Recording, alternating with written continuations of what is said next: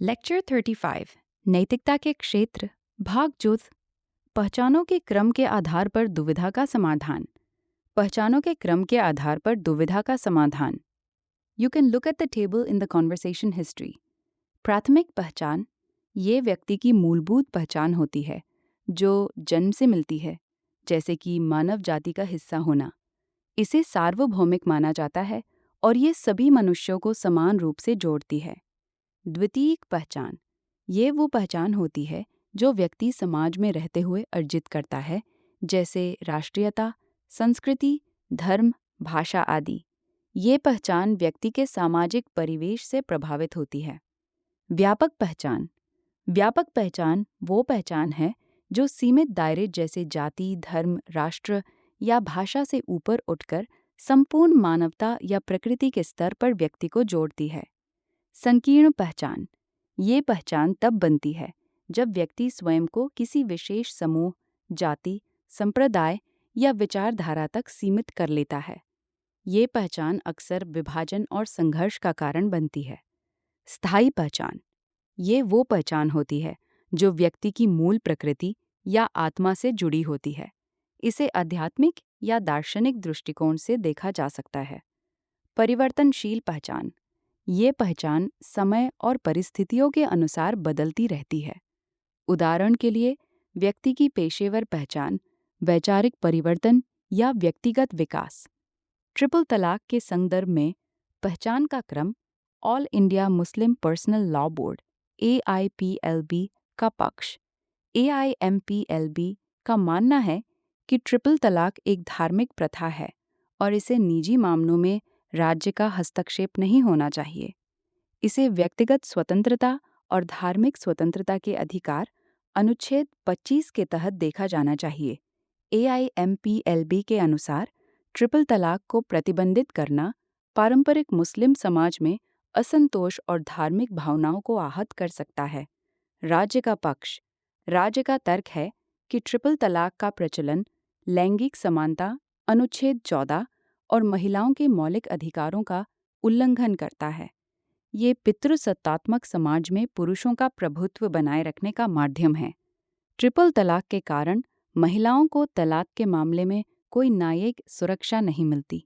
ये महिलाओं को आर्थिक और सामाजिक असुरक्षा की स्थिति में डालता है।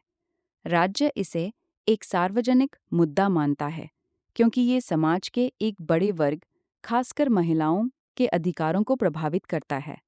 नैतिक विश्लेषण 1. पितृसत्ता और समानता का संघर्ष।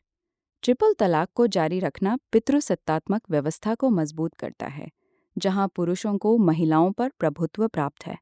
इसे समाप्त करना लैंगिक समानता और महिलाओं के गरिमापूर्ण जीवन के अधिकार को सुनिश्चित करता है। 2. निजी बनाम सार्वजनिक नैतिकता।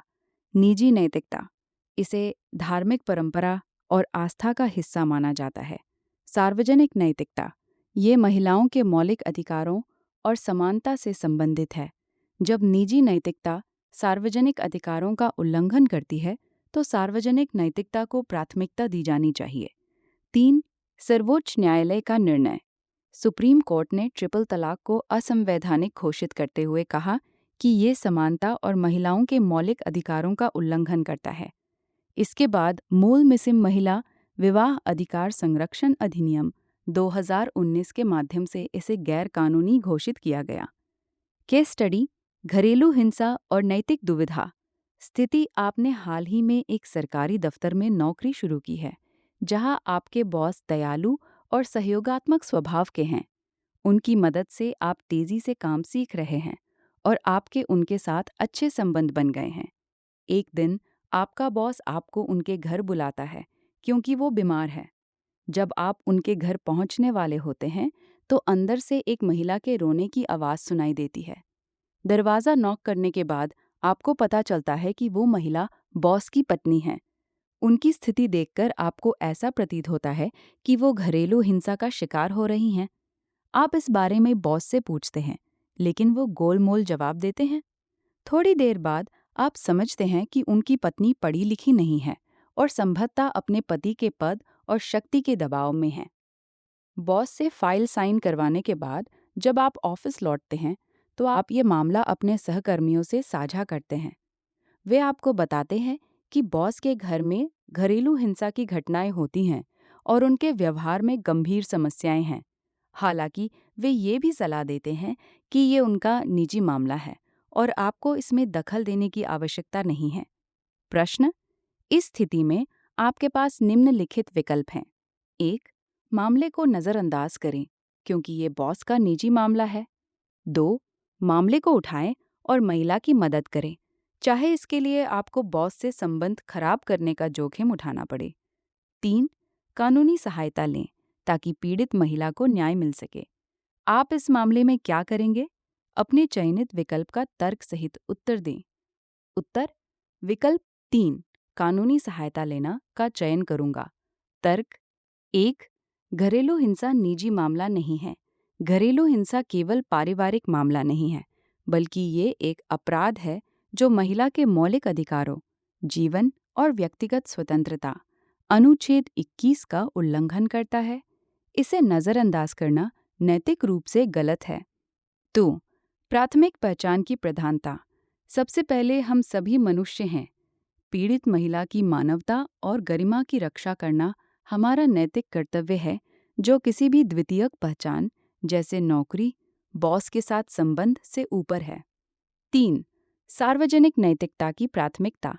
जब निजी मामला बॉस का पारिवारिक जीवन सार्वजनिक नैतिकता और कानून का उल्लंघन करता है, तो कानूनी रास्ता अपनाना उचित है। 4. व्यावहारिकता और सुरक्षा।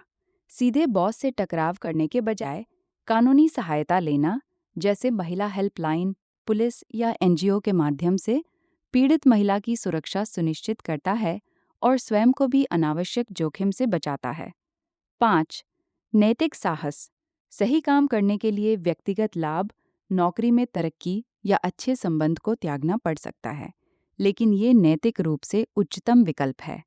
निष्कर्ष: नैतिक दुविधा में प्राथमिक पहचान, मानवता को सर्वोच्च स्थान देना चाहिए। कानूनी सहायता लेना न केवल पीड़ित की मदद करता है, बल्कि समाज में न्याय और समानता की भावना को भी मजबूत करता है।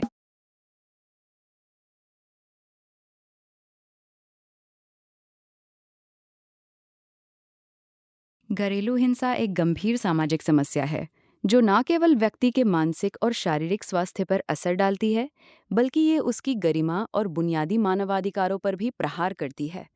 ये केवल पति पत्नी के बीच का व्यक्तिगत मामला नहीं है, बल्कि जब तक हिंसा की घटना व्यक्तिगत अधिकारों का उल्लंघन करती है, तब तक इसे निजी मामला नहीं माना जा सकता। कानून के अनुसार घरेलू हिंसा एक अपराध है और इसे अनदेखा करना या इसे निजी मामला मानना न केवल अनैतिक है, बल्कि ये कानून की अवहेलना भी है। ये सार्वजनिक मामला है। घरेलू हिंसा सिर्फ एक व्यक्तिगत मामले तक सीमित नहीं रहती, इसका असर पूरे समाज पर पड़ता है और ये समाज में एक गलत संदेश भेजता है। जब एक व्यक्ति के अधिकारों का उल्लंघन होता है, तो ये सार्वजनिक मामला बन जाता है, क्योंकि इसमें कानूनी और सामाजिक नैतिकता का उल्लंघन होता है। इससे अन्य लोग भी असुरक्षित महसूस करते हैं और ये समाज के सामूहिक मूल्य और न्याय की भावना को कमजोर करता है। 3. व्यक्ति और नागरिक के अधिकारों की रक्षा। बॉस की पत्नी सिर्फ बॉस की पत्नी नहीं है, बल्कि वो एक स्वतंत्र व्यक्ति और राज्य की नागरिक भी हैं। नागरिक के रूप में उसे अपनी सुरक्षा और सम्मान प्राप्त करने का पूरा अधिकार है। घरेलू हिंसा की शिकार महिलाओं को कानून द्वारा सुरक्षा प्रदान की जाती है और उनका ये अधिकार है कि उन्हें न्याय मिले। इस लिहाज से उस महिला की पहचान को केवल पति के दायरे तक सीमित करके अनदेखा करना समाज और राज्य का दायित्व नहीं है। 4. नैतिक और कानूनी दायित्व। एक व्यक्ति के तौर पर आपका नैतिक दायित्व है कि आप किसी भी प्रकार के अन्याय के खिलाफ खड़े हों। यदि आप घरेलू हिंसा के बारे में जानते हुए चुप रहते हैं, तो ये आपके नैतिक उत्तरदायित्व का उल्लंघन होगा। इस मामले में कानूनी सहायता प्राप्त करने से महिला को न्याय मिल सकता है और इस अपराध को रोका जा सकता है। 5. संभावित कार्यवाही। घरेलू हिंसा से संबंधित मामलों को रोकने के लिए घरेलू हिंसा रोकथाम कानून के तहत अधिकारियों या संस्थाओं से संपर्क किया जा सकता है। आप स्थानीय महिला हेल्पलाइन, गैर सरकारी संगठनों, एनजीओज या पुलिस को मामले की सूचना दे सकते हैं। इन संस्थाओं से सहायता प्राप्त करके महिला की सुरक्षा और अधिकारों की रक्षा की जा सकती है। 6. पेशेवर और व्यक्तिगत संतुलन। इस मामले में सीधे तौर पर बॉस से टकराव से बचते हुए कानूनी संस्थाओं को सूचित करना सबसे उपयुक्त कदम होगा। ये तरीका आपके नैतिक और सामाजिक दायित्वों को पूरा करने के साथ-साथ आपके पेशेवर संबंधों में भी संतुलन बनाए रखेगा। इस तरह से आप अपनी जिम्मेदारी निभाते हुए किसी भी तरह के व्यक्तिगत या पेशेवर तनाव से बच सकते हैं। निष्कर्षतः, घरेलू हिंसा का मामला केवल व्यक्तिगत या पारिवारिक मामला नहीं है, बल्कि ये सार्वजनिक और कानूनी मामला है जिसे अनदेखा नहीं किया जा सकता। इसका प्रभाव न केवल पीड़ित महिला पर, बल्कि समाज और कानून पर भी पड़ता है। कानूनी सहायता लेकर इस मामले में हस्तक्षेप करना न केवल पीड़ित महिला के अधिकारों की रक्षा करेगा, बल्कि समाज में न्याय और मानवाधिकारों के प्रति सकारात्मक संदेश भी देगा। नैतिकता के क्षेत्र या आयाम। विषय वस्तु के आधार पर विभाजन। नैतिकता के आयाम मानकीय नीतिशास्त्र, अधिनीतिशास्त्र, वर्णनात्मक नीतिशास्त्र, अनुप्रयुक्त नीतिशास्त्र, मानकीय नीतिशास्त्र। मानकीय नीतिशास्त्र का उद्देश्य नैतिकता के आधार पर उचित अनुचित, नैतिक अनैतिक और अच्छा बुरा का निर्धारण करना है। ये किसी कार्य, व्यवहार या आचरण को परंपरा, धर्म के नियम, सांस्कृतिक रीति रिवाज, आचरण, नीति, नियम, नीति और चरित्र जैसे विभिन्न आधारों पर मूल्यांकित करता है। इसमें परंपराओं और सामाजिक मान्यताओं के अनुसार उचित अनुचित का निर्णय लिया जाता है, जबकि धर्म के नैतिक सिद्धांत सही और गलत का आकलन करने में सहायक होते हैं। सांस्कृतिक रीति रिवाज और समाज में स्थापित नियम भी नैतिकता के मूल्यांकन में महत्वपूर्ण भूमिका निभाते हैं। आचरण और व्यक्ति के चरित्र का विश्लेषण करके उसकी नैतिकता को समझा जाता है। वहीं नीतियों और विधियों के नैतिक पहलुओं का परीक्षण करके उन्हें सही दिशा दी जाती है। इसका मुख्य उद्देश्य व्यक्तिगत और सामाजिक स्तर पर नैतिकता के उच्च मानकों को स्थापित करना और उनके आधार पर जीवन को दिशा प्रदान करना है। मानकीय नीतिशास्त्र का अध्ययन मुख्य रूप से निम्नलिखित प्रश्नों का उत्तर ढूंढने पर केंद्रित है। 1. मनुष्य को किस प्रकार का जीवन जीना चाहिए? इसका मानक बनाना और जीवन के विभिन्न पहलुओं का नैतिक मूल्यांकन करना। 2. अच्छे जीवन का आदर्श गढ़ना, धार्मिक और दार्शनिक परंपराओं के आधार पर आदर्श स्थापित करना, जैसे 3. इस्लाम, धार्मिक मूल्यों पर आधारित जीवन। 4. ईसाईयत, प्रेम और करुणा पर आधारित जीवन। 5. वैदिक प्रणाली, धर्म, अर्थ, काम और मोक्ष पर केंद्रित जीवन। 6. सुखवाद, आनंद और सुख को जीवन का लक्ष्य मानने वाली प्रणाली। 7. गांधीवाद, सत्य, अहिंसा और सादगी पर आधारित जीवन। जीवन का लक्ष्य क्या होना चाहिए? जीवन के उद्देश्य और दिशा को नैतिक दृष्टिकोण से परिभाषित करना। हमें कैसा मनुष्य बनना चाहिए? नैतिकता, चरित्र और आचरण के उच्च मानकों के अनुसार जीवन जीने का आदर्श। मानकीय नीतिशास्त्र इन प्रश्नों का उत्तर देकर व्यक्तिगत और सामाजिक जीवन को नैतिकता की दृष्टि से समृद्ध बनाता है। अधिनीतिशास्त्र, मेटा एथिक्स। अधिनीतिशास्त्र नैतिकता के मूल सिद्धांतों, उनकी प्रकृति और उनके औचित्य का विश्लेषण करता है। इसका मुख्य उद्देश्य नैतिक संप्रत्ययों का स्वरूप समझना, उनके अर्थ का निरूपण करना और नैतिक भाषा का विश्लेषण करना है। उल्लेखनीय है कि ये क्या सही है या क्या गलत का वर्णन नहीं करती है, बल्कि नैतिकता की प्रकृति, उसके तर्कों और उसकी भाषा को समझने का प्रयास करता है। ये अध्ययन करता है कि क्या नैतिक कथन तथ्यात्मक हैं या केवल भावनात्मक या सामाजिक सहमति पर आधारित हैं। ये प्रक्रिया ये समझने का प्रयास करती है कि नैतिक कथनों का वास्तविक अर्थ क्या है। ये मूल्यांकन करती है कि नैतिक कथनों का अर्थ किस प्रकार परामर्शवाद, संवेगवाद या आदेशवाद से व्याख्यायित किया जा सकता है। ये अध्ययन करती है कि नैतिक भाषा संज्ञानात्मक है या असंज्ञानात्मक। उदाहरण 1. संज्ञानात्मक भाषा, मेज पर ग्लास है। ये तथ्यात्मक कथन है और निर्देश या संवादिता सिद्धांत से सत्यापित होता है। 2. नैतिक कथन, चोरी नहीं करनी चाहिए। ये नैतिक कथन है जिसका अर्थ परामर्शवाद, संवेगवाद या आदेशवाद से निकाला जा सकता है।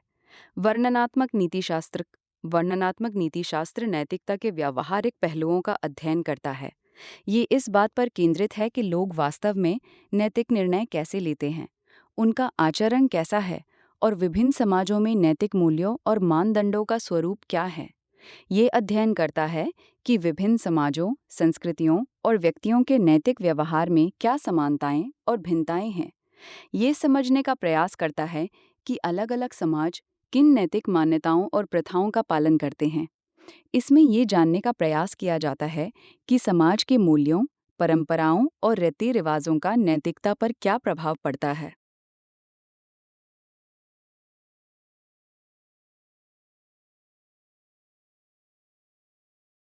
यहाँ साफ और व्यवस्थित रूप से रिरिटन टेक्स्ट है। उदाहरण एक, सांस्कृतिक विविधता। भारतीय समाज में माता पिता की आज्ञा मानना नैतिकता का हिस्सा माना जाता है, जबकि पश्चिमी समाज में व्यक्तिगत स्वतंत्रता को प्राथमिकता दी जाती है। दो, समाज में महिलाओं की भूमिका। पारंपरिक समाजों में महिलाओं का घर के भीतर रहना नैतिक समझा जाता है।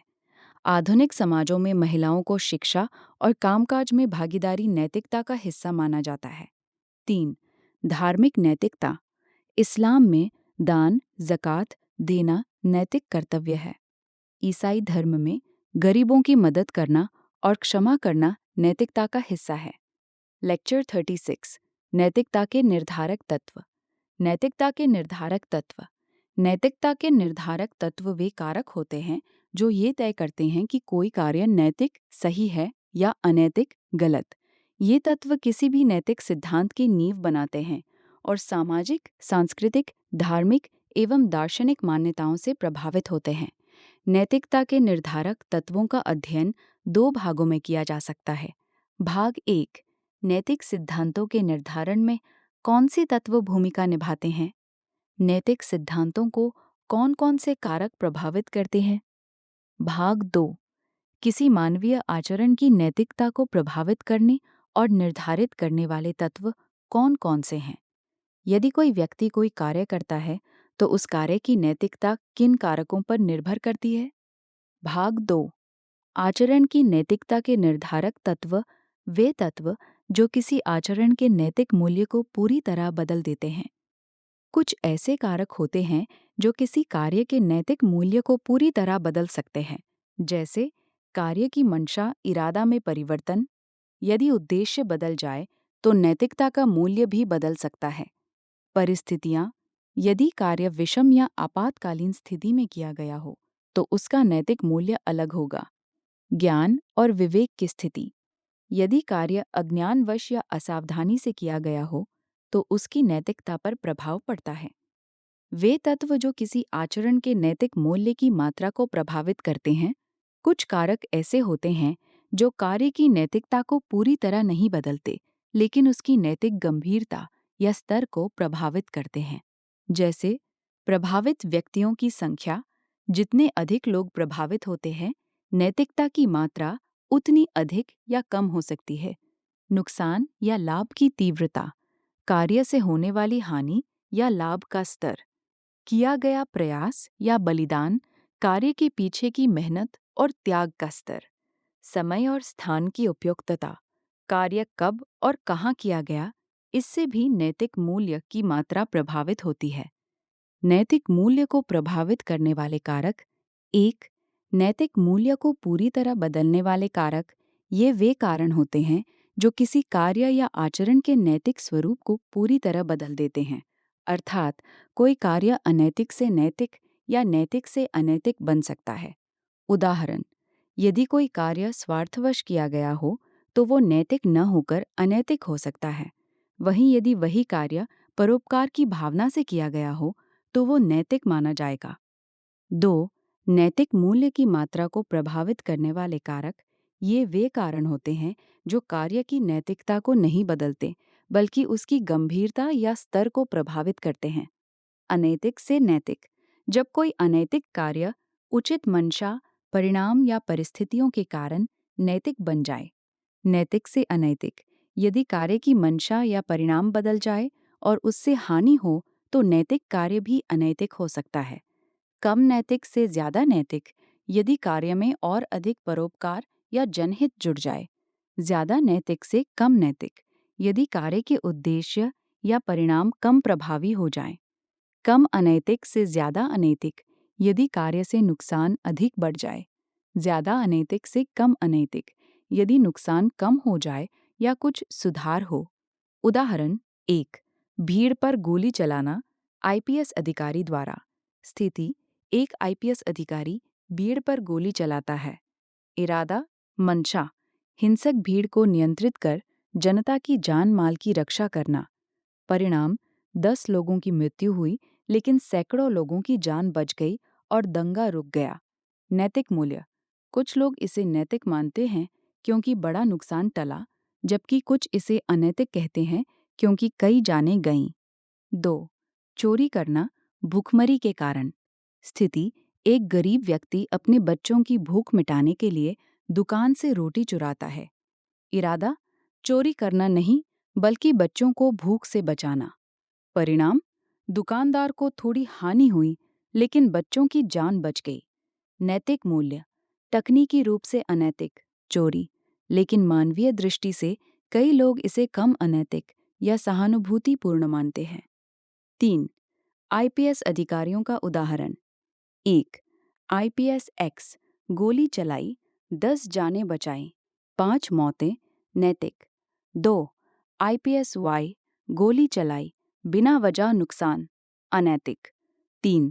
आईपीएस जेड गोली चलाई, केवल 1 जान बचाई, 7 मौतें, अनैतिक। निष्कर्ष, एक ही कार्य अलग अलग परिस्थितियों, इरादे और परिणाम के कारण नैतिक या अनैतिक हो सकता है। इसलिए नैतिकता के निर्धारण में इरादा, परिस्थिति और परिणाम तीनों कारक महत्वपूर्ण हैं। आचरण के नैतिक मूल्य की मात्रा को प्रभावित करने वाले कारक हर कार्य केवल नैतिक या अनैतिक नहीं होता, बल्कि उसका कितना नैतिक या कितना अनैतिक होना भी परिस्थितियों पर निर्भर करता है। उदाहरण, चोरी का कार्य। स्थिति एक व्यक्ति दुकान से 500 रुपये चुराता है। दुकानदार मध्यम वर्गीय पे है, उसे थोड़ी हानि हुई लेकिन जीवनचर्या पर बड़ा प्रभाव नहीं पड़ा। कम अनैतिक। स्थिति 2, एक व्यक्ति भिखारी के कटोरे से 500 रुपये चुराता है जो उसकी पूरे दिन की कमाई थी। भिखारी भूखा रह गया। अत्यंत अनैतिक। ज्ञान, शक्ति और प्राधिकार ये प्रमुख कारक हैं जो नैतिक मूल्य की मात्रा को प्रभावित करते हैं। यदि कोई व्यक्ति जानबूझकर शक्ति या अधिकार का दुरुपयोग करके अनैतिक कार्य करता है, तो उसकी नैतिक जिम्मेदारी अधिक होती है। भाग 1, नैतिक सिद्धांतों को प्रभावित करने वाले प्रमुख कारक।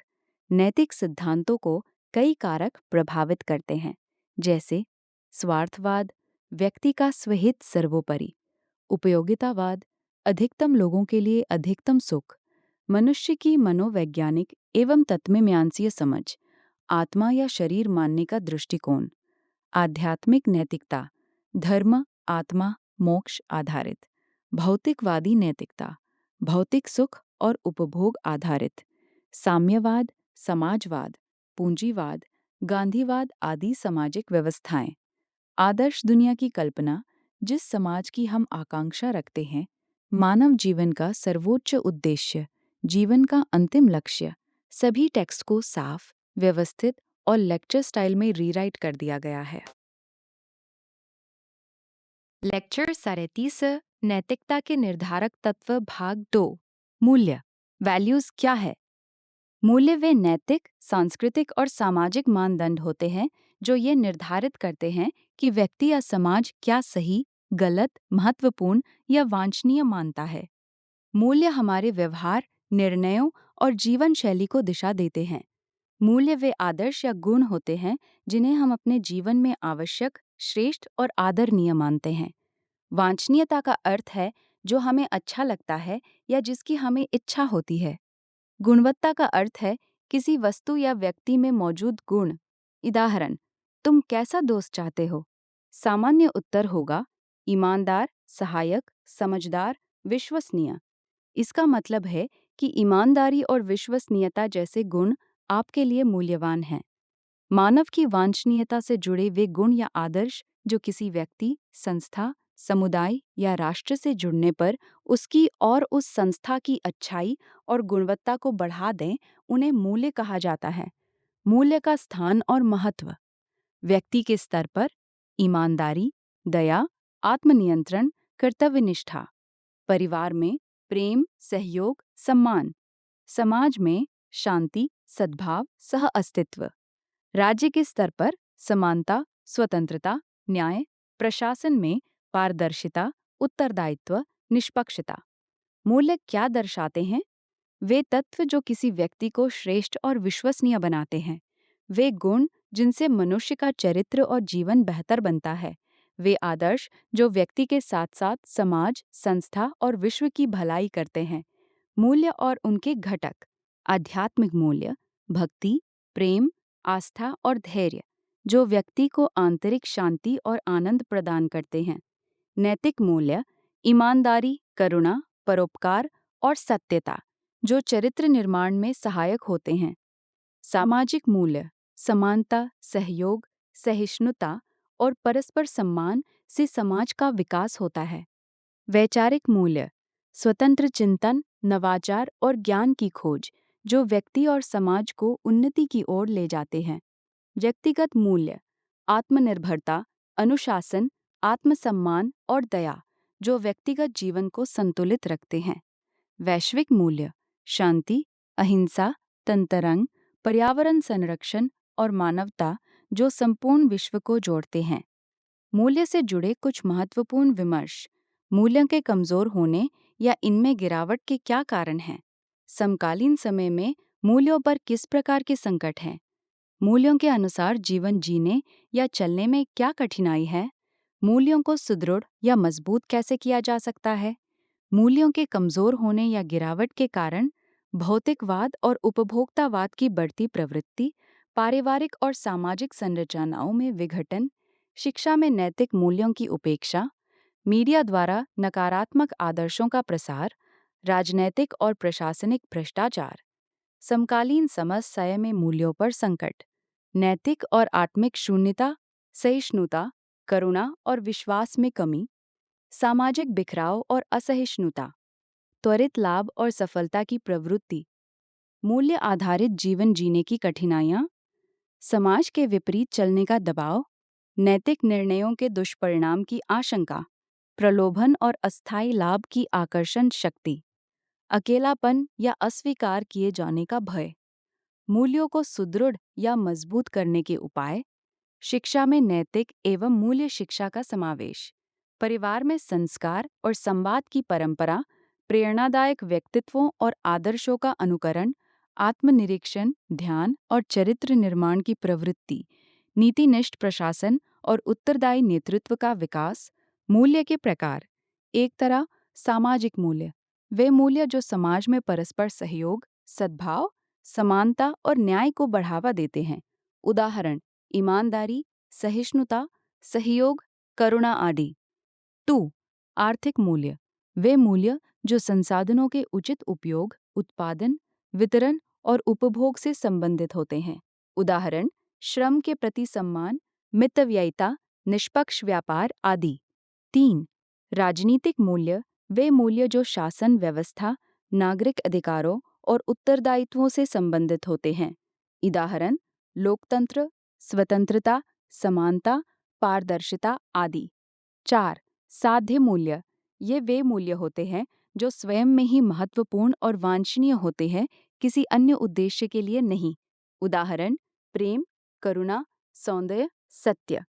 5. साधन मूल्य, ये वे मूल्य होते हैं जो किसी लक्ष्य की प्राप्ति के लिए माध्यम के रूप में उपयोगी होते हैं। उदाहरण, अनुशासन, साहस, परिश्रम, जो किसी बड़ी उपलब्धि की ओर ले जाते हैं। मूल्य स्थायी और या परिवर्तनशील। स्थायी मूल्य, यह विश्वास किया जाता है कि मनुष्य मूलतः अमर आत्मा है। आत्मा को अमर और शाश्वत माना गया है। इसलिए आत्मा से जुड़े मूल्य जैसे नैतिकता, सत्य, धर्म आदि स्थायी होते हैं। आध्यात्मिक संदर्भों, इस्लाम, हिंदू धर्म, ईसाईयत आदि में ऐसे मूल्यों को स्थायी माना जाता है क्योंकि वे जीवन और मृत्यु से परे होते हैं। परिवर्तनशील मूल्य, मनुष्य का शरीर नश्वर है। भौतिक जगत और शरीर से जुड़े भौतिकतावादी मूल्य परिवर्तनशील होते हैं क्योंकि वे समय, स्थिति और समाज के साथ बदलते रहते हैं। उदाहरण, भौतिक सुविधाएं, व्यक्तिगत आकांक्षाएं और कुछ नैतिक मान्यताएं जो समाज के बदलते समय के साथ परिवर्तित होती रहती हैं। उच्चतर या श्रेष्ठ मूल्यों का पता कैसे चलता है? उच्चतर मूल्य वे होते हैं जो व्यक्ति को उसकी आध्यात्मिक पहचान से जोड़ते हैं और उसकी नैतिकता, सदाचार और परोपकारिता को बढ़ावा देते हैं। इनका पता इस प्रकार चलता है। 1. आध्यात्मिक अध्ययन और अभ्यास, ध्यान, योग, प्रार्थना और धार्मिक शिक्षाओं का अध्ययन। 2. आत्मचिंतन और स्व अनुभव, नैतिक निर्णय लेने और सही गलत की पहचान के लिए आत्मचिंतन। 3. मानवता और परोपकार, जो मूल्य समाज के कल्याण और मानवता की भलाई के लिए हों, करुणा, अहिंसा, प्रेम, सत्य। मूल्य, स्थायी एवं परिवर्तनशील स्वरूप क्या साध्य मूल्य। ये वे मूल्य होते हैं जो समूह अपने आप में वांछनीय और महत्वपूर्ण होते हैं। उदाहरण प्रेम, सत्य, करुणा, पाप बोध आदि। ये मूल्य स्थायी माने जाते हैं क्योंकि ये समय, स्थान या परिस्थितियों के आधार पर नहीं बदलते। 2. साधन मूल्य, ये वे मूल्य हैं जिनका महत्व किसी उद्देश्य की पूर्ति हेतु होता है। उदाहरण कल्याणकारी योजनाएं, शासन की नीतियां, सामाजिक व्यवस्थाएं आदि। ये मूल्य परिवर्तनशील होते हैं क्योंकि इनका स्वरूप समय और समाज की आवश्यकताओं के अनुसार बदलता रहता है। 3. संवैधानिक मूल्य, संविधान के मूल ढांचे, न्याय, स्वतंत्रता, समानता, बंधुत्व से जुड़े मूल्य स्थायी माने जाते हैं। संविधान के अन्य प्रावधानों एवं उनसे जुड़े मूल्य परिवर्तनशील हो सकते हैं क्योंकि संविधान में संशोधन की व्यवस्था है। 4. नैतिक विचारधाराओं पर आधारित मूल्य। 5. परिणाम निरपेक्षतावाद, कर्तव्य और नैतिक नियत को प्रधानता, स्थायी मूल्य। 6. परिणाम सापेक्षतावाद, कार्य के परिणाम और उपयोगिता को महत्व, परिवर्तनशील मूल्य। मूल्यों में श्रेष्ठ एवं हीन का विभाजन कैसे होता है? मूल्यों का वर्गीकरण केवल उनके स्वरूप के आधार पर नहीं, बल्कि उनसे उत्पन्न सुखों की गुणवत्ता के आधार पर भी किया जा सकता है, क्योंकि मूल्य वे हैं जो मानव जीवन में आनंद बढ़ाते हैं और पीड़ा को कम करते हैं। अतः आनंद की प्रकृति और स्तर ही मूल्य की श्रेष्ठता का आधार बनता है। सुखों में गुणवत्ता का अंतर, सभी सुख एक जैसे नहीं होते। कुछ सुख क्षणिक और आत्मकेंद्रित होते हैं, जबकि कुछ दीर्घकालिक, समावेशी और संपोषणीय होते हैं। जो सुख केवल इंद्रिय लाभ या भौतिक हों, वे अल्पकालिक होते हैं और कई बार दूसरों के हितों के विरुद्ध भी हो सकते हैं। इसके विपरीत जो सुख आत्मिक, नैतिक या सामाजिक हितों से जुड़े हों, वे अधिक व्यापक और स्थायी होते हैं। श्रेष्ठ मूल्य की पहचान, वे मूल्य जो सभी के लिए कल्याणकारी हों, समाज में सद्भाव और न्याय को बढ़ावा दें। सामाजिक मूल्य, समानता, दया, सहयोग अधिक श्रेष्ठ माने जाते हैं। जो मूल्य केवल व्यक्तिगत हित, भोग या संग्रह को बढ़ाते हैं, वे अक्सर हीन या निम्न स्तर के माने जाते हैं। मूल्य और आनंद का संबंध, श्रेष्ठ मूल्य वे हैं जो व्यापक स्तर पर आनंद उत्पन्न करते हैं और जिनका प्रभाव स्थायी तथा आत्मसंवर्धक होता है। जैसे त्याग, करुणा, प्रेम जैसे मूल्य समाज में दीर्घकालीन शांति और संतुलन लाते हैं। सुखों की गुणवत्ता का मूल्यांकन, समावेशन, जो मूल्य सभी वर्गों, जातियों और समुदायों के लिए सुखद अनुभव पैदा करते हैं। समानता, न्याय, मानवता, सद्भावना। संपोषणीयता, जो मूल्य दीर्घकालिक सुख देते हैं और भविष्य की पीढ़ियों के लिए भी हितकारी हैं। पर्यावरणीय चेतना, शांति, अहिंसा। पूरी तरह व्यवस्थित और लेक्चर के स्वरूप में रीराइट कर दिया गया है। अभिवृत्ति का अर्थ। अभिवृत्ति किसी व्यक्ति का वो दृष्टिकोण या नजरिया है जिसके माध्यम से वो किसी वस्तु, व्यक्ति, विचार या घटना का मूल्यांकन करता है। ये मूल्यांकन सकारात्मक, नकारात्मक या तटस्थ हो सकता है। अभिवृत्ति का तात्पर्य व्यक्ति के मूल्यांकन के ढंग से है, जो हमारे दृष्टिकोण, विश्वास, संवेग और व्यवहार को प्रभावित करती है।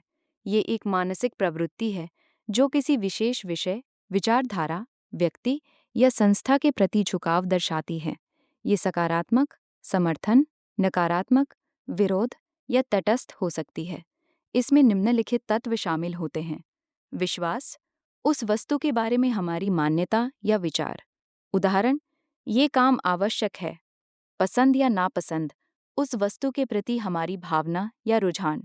उदाहरण, मुझे ये काम पसंद है। विकर्षण, किसी वस्तु से दूर रहने या उसे नापसंद करने की भावना। उदाहरण, मुझे गंदगी से नफरत है।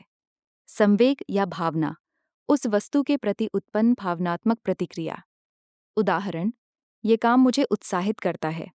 व्यवहार या क्रिया, उस वस्तु के प्रति हमारा व्यवहार या प्रतिक्रियात्मक क्रिया। उदाहरण, मैं हमेशा सफाई बनाए रखने की कोशिश करता हूँ।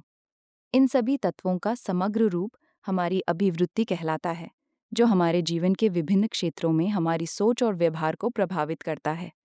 अभिवृत्ति का त्रिआयामी model, ABC model of attitude.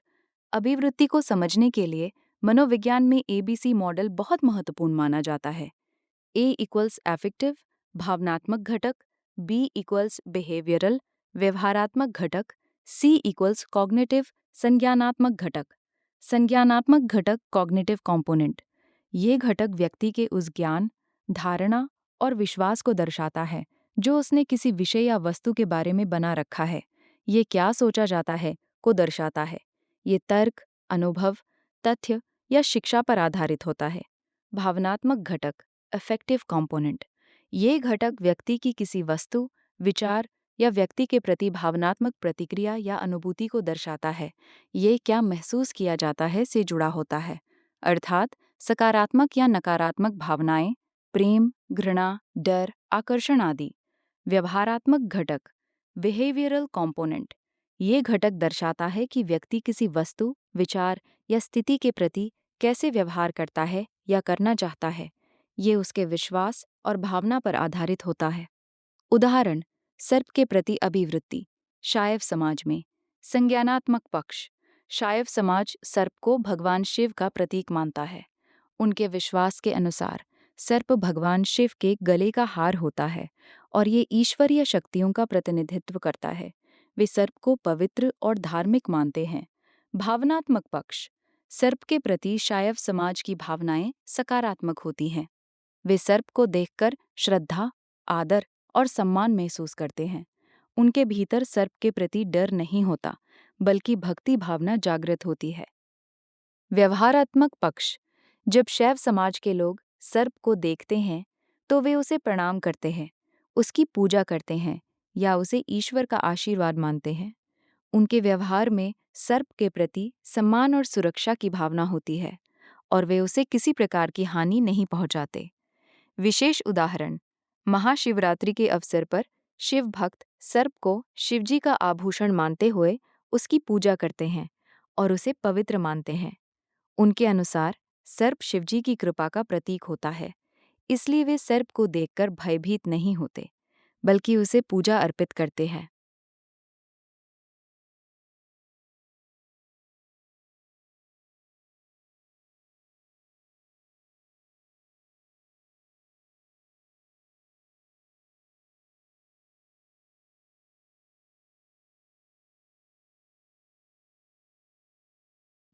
यहाँ साफ, व्यवस्थित और लेक्चर स्टाइल में री रिटन टेक्स्ट है।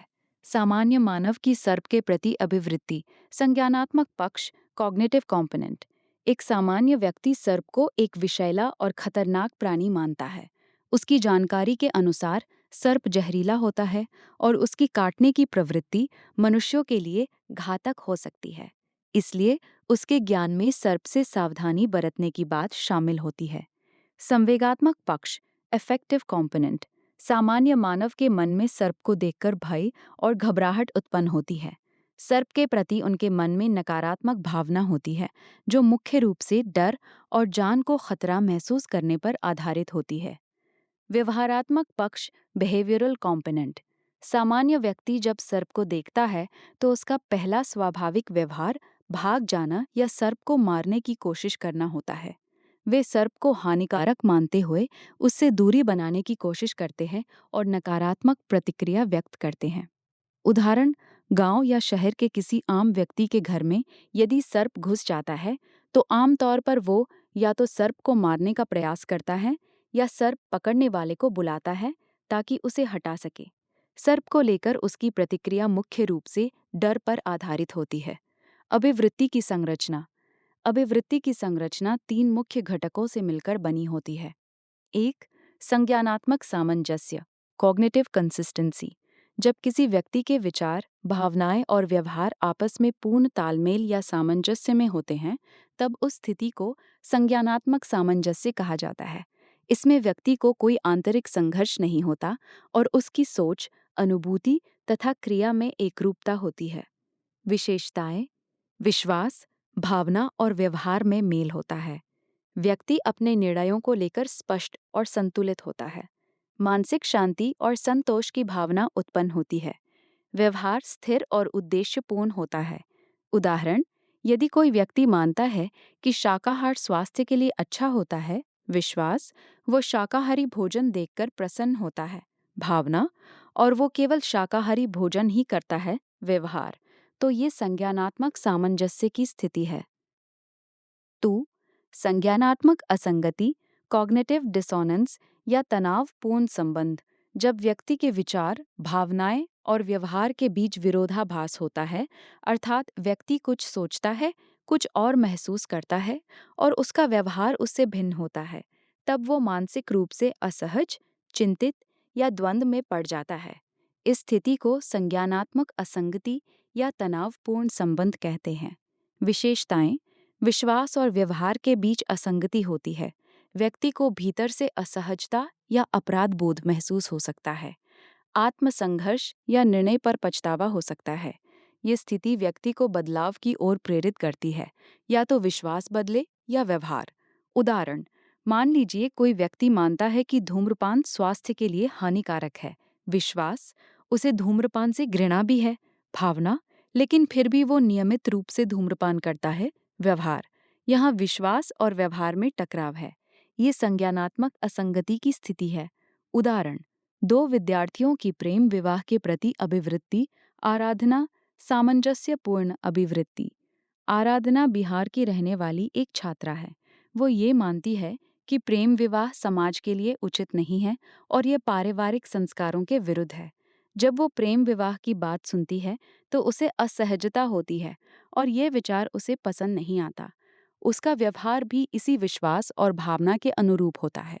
वो प्रेम विवाह को नकारती है और स्वयं भी ऐसा करने से बचती है।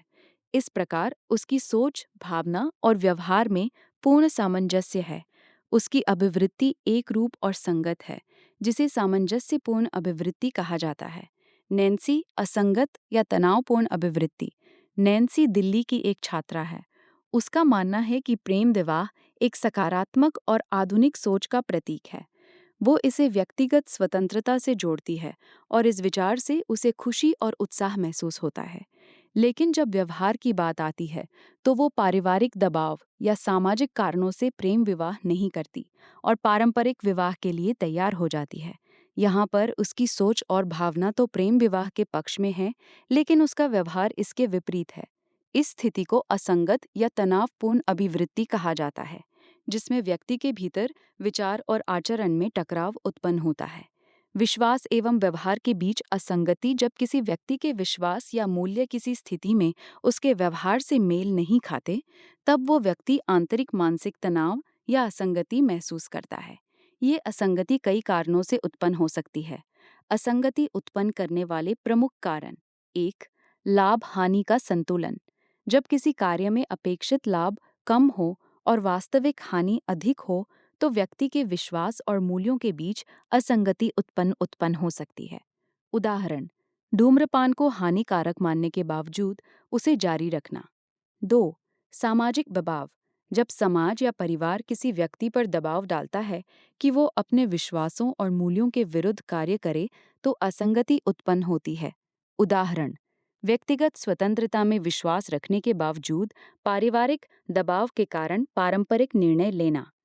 तनावपूर्ण असंगत अभिवृत्ति उत्पन्न करने वाले अन्य कारक: जब कोई व्यक्ति महसूस करता है कि उसका आकलन, जजमेंट हो रहा है।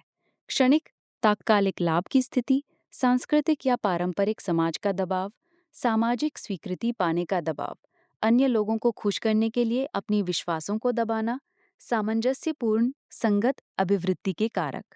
ये भाग अधूरा है, लेकिन सामान्यतः इसमें विश्वास, भावना और व्यवहार में पूर्ण तालमेल, स्पष्ट निर्णय लेने की क्षमता, मानसिक शांति आदि शामिल होते हैं। सभी टेक्स्ट को साफ, संरचित और लेक्चर के अनुरूप रीराइट कर दिया गया है।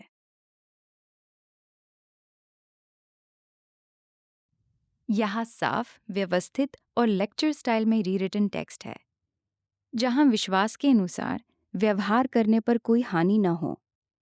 यदि व्यक्ति को ये विश्वास हो कि उसके विचारों के अनुसार व्यवहार करने पर कोई सामाजिक, व्यक्तिगत या आर्थिक हानि नहीं होगी, तो वो तनाव मुक्त होकर सामंजस्यपूर्ण रूप से कार्य करता है। जहाँ सामाजिक अभिवृत्ति और व्यक्ति की अभिवृत्ति में समानता हो। जब समाज और व्यक्ति की सोच एक जैसी हो, तो व्यक्ति बिना किसी मानसिक द्वंद्व के अपने विचारों पर कायम रह सकता है, जहाँ कोई आंतरिक भय या संकोच न हो। यदि व्यक्ति स्वतंत्रता और आत्मविश्वास से अपने विचारों को व्यक्त कर पाता है, तो वो तनावपूर्ण स्थिति से बचता है, जहाँ मूल्यांकन या आलोचना का डर न हो। यदि व्यक्ति जानता है कि उसे किसी के द्वारा परखा या आका नहीं जा रहा है, तो वो सहज होकर व्यवहार करता है, जहाँ निरंतरता और स्थायित्व हो। जब व्यक्ति को अपने विश्वासों और मूल्यों में स्थिरता का अनुभव होता है, तो उसकी अभिवृत्ति स्थायी और सामंजस्यपूर्ण बनी रहती है। अभिवृत्ति और नैतिकता का संबंध। अभिवृत्ति और नैतिकता का संबंध स्पष्ट करता है कि हमारे आचरण और विचारों का आधार नैतिक सिद्धांतों और मूल्यों पर टिका होता है। नैतिकता वो मूल्य प्रणाली है जो ये निर्धारित करती है कि व्यक्ति या समाज के लिए क्या सही और क्या गलत है। ये हमारे आचरण का मार्गदर्शन करती है और ये तय करती है कि हमें किस प्रकार का व्यवहार करना चाहिए। नैतिकता किसी व्यक्ति के निर्णय लेने की प्रक्रिया को भी प्रभावित करती है और ये सुनिश्चित करती है कि व्यक्ति का आचरण मानवीय और उचित हो। अभिवृत्ति एक व्यक्ति के विचारों, भावनाओं और व्यवहार की दिशा और प्रवृत्ति को प्रकट करती है। ये हमारे मान्यताओं, विश्वासों और भावनाओं का प्रतिनिधित्व करती है और इस पर भी गहरा प्रभाव डालती है कि हम किसी वस्तु, व्यक्ति या स्थिति के प्रति कैसा दृष्टिकोण अपनाते हैं। अभिवृत्ति हमारे नैतिक मूल्यों से प्रभावित होती है। यदि किसी व्यक्ति की नैतिकता सुदृढ़ होती है, तो उसकी अभिवृत्ति भी नैतिक दृष्टिकोण से उचित और जिम्मेदार होती है। इसलिए किसी की नैतिकता जितनी गहरी होगी, उतनी ही सकारात्मक और सही दिशा में उसकी अभिवृत्ति विकसित होगी। लेक्चर 59 अभिवृत्ति भाग 2। अभिवृत्ति का निर्माण कैसे होता है? अभिवृत्ति निर्माण के सिद्धांत और तरीके। 1. शास्त्रीय अनुबंधन का सिद्धांत, क्लासिकल कंडीशनिंग। किसी नियमित प्रशिक्षण या दोहराव से बनाया जाने वाला अभिवृत्ति का मॉडल शास्त्रीय अनुबंधन है। स्त्रियां पैदा नहीं होती हैं, बल्कि बनाई जाती हैं। अर्थात स्त्री एक अभिवृत्ति है जो सामाजिक प्रशिक्षण से बनती है। नोट: लिंग सेक्स के आधार पर प्राकृतिक रूप से नर और मादा का जन्म होता है। जेंडर एक सांस्कृतिक और सामाजिक अवधारणा है जो पुरुष और स्त्री के रूप में पहचान और व्यवहार को परिभाषित करती है। स्त्रियां केवल मनुष्य जाति में होती हैं, जबकि अन्य प्रजातियों में केवल मादा होती हैं। मनुष्यों में मादाएं श्रृंगार, करवा चौथ का व्रत और अन्य सामाजिक क्रियाएं करती हैं। स्त्री बनने की प्रक्रिया। मूल रूप से नर और मादाओं का जन्म होता है, लेकिन पालन पोषण में अंतर होने के कारण मादाएं स्त्रियां बन जाती हैं। उदाहरण: लड़कियों और लड़कों के लिए भिन्न भिन्न प्रकार के वस्त्रों का चयन करना, खिलौनों के चयन में लड़कों को बंदूक और कार, जबकि लड़कियों को गुड़िया और किचन सेट जैसे खिलौने प्रदान करना। खिलौनों का ये चयन अभिवृत्ति निर्माण में सहायक होता है। सामान्यतः लड़कियों को बाल बड़े रखने, जबकि लड़कों को छोटे बाल रखने के लिए कहा जाता है। लड़कियों के नाक और कान में छेद करके आभूषण पहनाए जाते हैं, जिससे उन्हें शारीरिक रूप से नियंत्रित किया जा सके, जबकि लड़कों के लिए ऐसा कोई नियंत्रण नहीं है। युवा होने पर लड़कों को बाहर खेलने में एक सहजता दी जाती है, जबकि लड़कियों को घर के भीतर खाना बनाने और घरेलू कार्य करने के लिए विवश किया जाता है। लड़कों को देर रात तक बाहर रहने पर कोई प्रतिक्रिया नहीं दी जाती, जबकि लड़कियों को सूर्यास्त के पश्चात बाहर नहीं निकलने दिया जाता है। पूरी तरह व्यवस्थित और लेक्चर के स्वरूप में रीराइट कर दिया गया है। लेक्चर 40 अभिवृत्ति भाग सिरित्री। अभिवृत्ति का निर्माण कैसे होता है? अभिवृत्ति निर्माण के प्रमुख सिद्धांत निम्नलिखित हैं। 1. शास्त्रीय अनुबंधन का सिद्धांत क्लासिकल कंडीशनिंग। विभिन्न अभिवृत्तियां जैसे स्त्री, पुरुष, हिंदू, मुस्लिम, सिख, ईसाई और पारसी आदि जन्मजात नहीं होती, बल्कि ये समाज में मिलने वाली शिक्षा, संस्कारों और विचारों से विकसित होती हैं। इन अभिवृत्तियों का निर्माण सामाजिक और सांस्कृतिक प्रक्रियाओं द्वारा होता है, जिन्हें व्यक्ति अपने जीवन में विभिन्न अनुभवों, पारिवारिक पृष्ठभूमि, शिक्षा और सामाजिक संपर्कों के माध्यम से ग्रहण करता है। इस प्रकार की अभिवृत्तियां शास्त्रीय अनुबंधन से बनती हैं। 2. क्रिया प्रसूत अनुबंधन का सिद्धांत ओपरेंट कंडीशनिंग। सकारात्मक सुदृढ़ीकरण। इसमें नैतिक क्रियाएं करने पर पुरस्कार दिया जाता है। अभिवृत्तियों को मजबूत करने के लिए बोनस, प्रमोशन और प्रशंसा जैसे सकारात्मक प्रोत्साहन दिए जाते हैं। नकारात्मक सुदृढ़ीकरण। इसमें अनैतिक क्रियाएं करने पर दंड या हानि होती है। अभिवृत्तियों को कमजोर करने के लिए पदावनति और निंदा का सहारा लिया जाता है।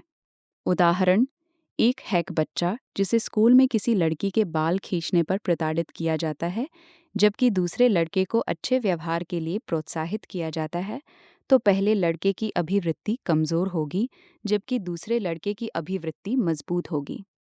3. निरीक्षण का सिद्धांत ऑब्जर्वेशनल लर्निंग। ये बाजारवादी अर्थव्यवस्था का प्रमुख लक्षण है। इसमें मानव में नई इच्छाओं का निर्माण करने के लिए अलग अलग उत्पादों के प्रति सकारात्मक अभिवृत्ति का निर्माण किया जाता है। उदाहरण: बाजार विज्ञापन व्यक्तियों की अभिवृत्तियों को प्रभावित करने का एक प्रभावी साधन है। ये विज्ञापन उपभोक्ताओं में विशेष जीवन शैली, मान्यताओं और आवश्यकताओं को प्रेरित करते हैं। सौंदर्य प्रसाधनों, गुटखे का प्रचार और महिलाओं का विज्ञापनों में प्रयोग। बच्चों में कार्टून नेटवर्क देखते हुए खिलौनों के प्रति आकर्षण बनाया जाना। व्यापार और वाणिज्य में समृद्धि के लिए धर्म का सहारा लेना, भगवान के नाम का लॉकेट पहनना। राजनीति में विशाल स्तर पर प्रचार से मतदाताओं में आकर्षण बढ़ना। सोशल मीडिया के द्वारा पक्षपातपूर्ण सूचनाओं का प्रसार। स्कूल जीवन में संगति का प्रभाव अभिवृत्तियों के निर्माण पर पड़ता है। अभिवृत्ति निर्माण करने वाले प्रमुख घटक समाज, संस्कृति, परंपरा, शिक्षा, व्यक्ति, संगति, परिवार, परवरिश, राजनीतिक प्रणाली, मीडिया, बाजार, देश का परिवेश। अभिवृत्ति के कार्य: 1. उपयोगितापरक या अनुकूलन का कार्य, यूटिलिटेरियन और एडेप्टिव फंक्शन। अभिवृत्तियां व्यक्ति को अलग अलग परिस्थितियों में अनुकूलन करना सिखाती हैं। अभिवृत्तियां व्यक्ति को उसके जीवन में हानियों से बचाती हैं और लाभों की रक्षा करती हैं। उदाहरण: अधिक ज्ञानी आदमी अपनी अभिवृत्तियों के कारण लाभों का रक्षण नहीं कर पाएगा और हानियों से बच नहीं पाएगा। कम ज्ञानी आदमी अपनी अभिवृत्तियों का लाभ उठा सकता है और हानियों को रोक सकता है। राजनीति विज्ञान की समझ रखने वाले लोग सामान्यतः राजनेता नहीं बनते, लेकिन गांव का प्रधान राजनीति में उच्च प्रदर्शन कर सकता है। 2. मूल्य प्रकटीकरण का कार्य, वैल्यू एक्सप्रेसिव फंक्शन। 3. ज्ञान का कार्य, नॉलेज फंक्शन। 4. अहंग रक्षण का कार्य, ईगो डिफेंसिव फंक्शन। पूरी तरह व्यवस्थित और लेक्चर के स्वरूप में रीराइट कर दिया गया है।